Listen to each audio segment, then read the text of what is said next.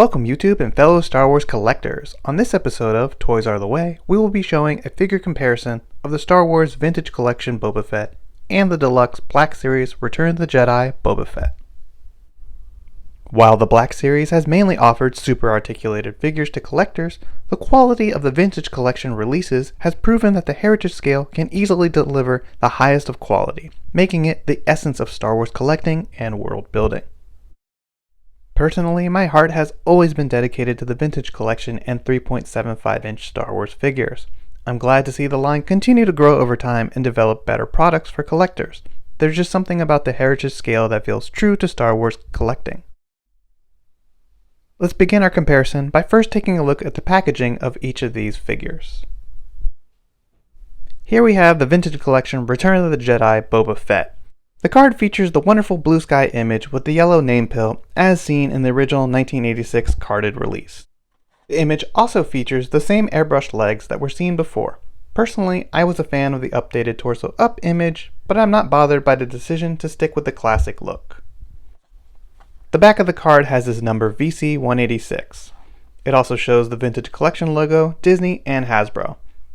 Also shown are images of the figures in the wave.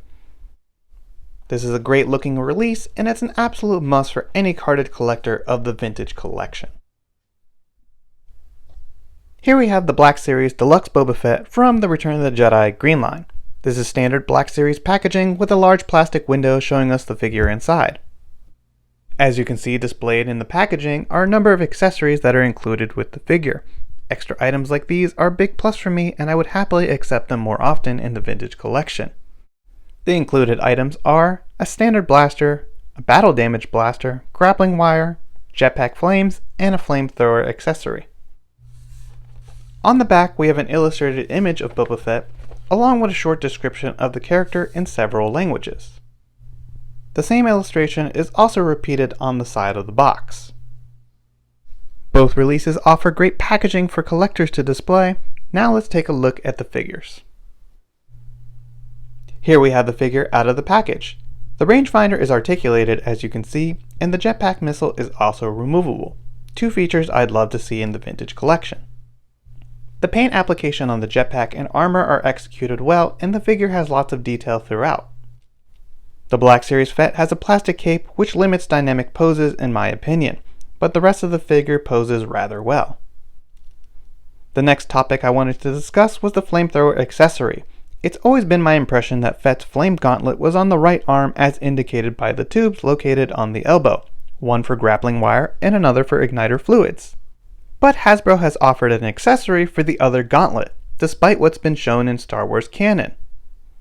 Personally, I find it odd and somewhat annoying, but let me know what you think in the comments below. Do you think the flame gauntlet is supposed to be located on the right or left arm? While a 6-inch Black Series is a good figure, let's move on to the Vintage Collection release. Here we have both variants of the figure, an early production run without the chest armor readout and a later version with it included. Other than that, both figures are identical with the exception of minor paint application differences. Hasbro has done a marvelous job with this figure. The attention to detail and accuracy is spot on. Sculpting and paintwork on the figure is great, and I'm sure many would agree. He comes with an excellent soft goods cape as we've seen in previous releases of the character. The decision to use fabric instead of plastic is always a better choice in my opinion. He comes fully loaded with tons of articulation, allowing for an arsenal of different poses. Therefore, making it one of the best Vintage Collection releases.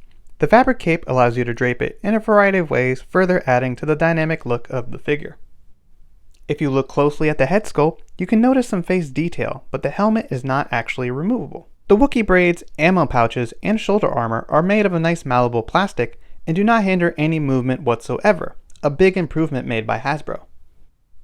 The jetpack doesn't have any thruster articulation or a removable rocket, but has been sculpted well and features a large peg that fits very securely in place.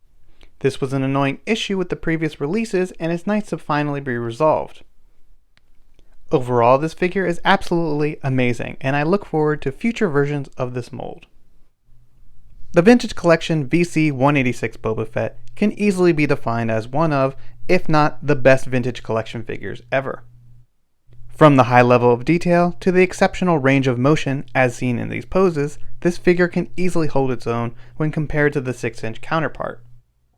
I personally have several posed in various displays in my collection, and they are a must-have for any collector of the vintage collection. Hopefully you've enjoyed this video and the comparisons of these two figures. Be sure to let me know your thoughts in the comments below. Thanks again for watching, and please remember to like and subscribe.